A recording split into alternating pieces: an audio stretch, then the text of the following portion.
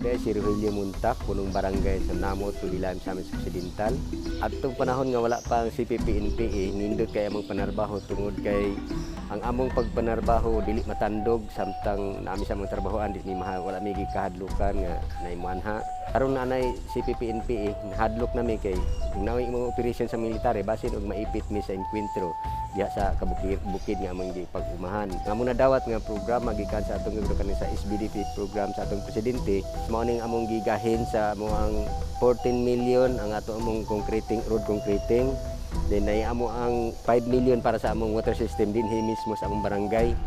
Og nay Billy Bridge nga among i-repair dito 1 million. So nindot kayo ang nahatag nga budget dinhi sa amo hindi pinagi sa SBDP program sa atong presidente.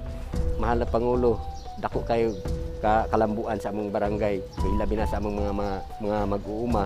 Diin ang among mga dapit nga giuma na sa bukid, lisod kay among agianan, mga karsada. Karon nakita na mo nga wala di ay migipasagdan sa gobyerno tungod ani nga programa. Ug akong panghinaot nga madugangan pa ning budget nga inyong gihatag namo.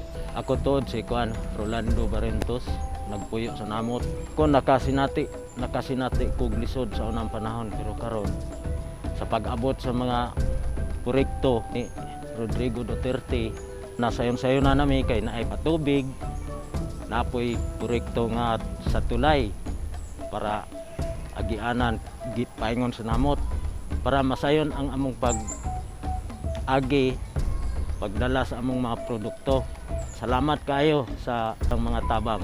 Sama na mo ng mga kabus, sayon-sayonan karon. Pasalamat pigdako.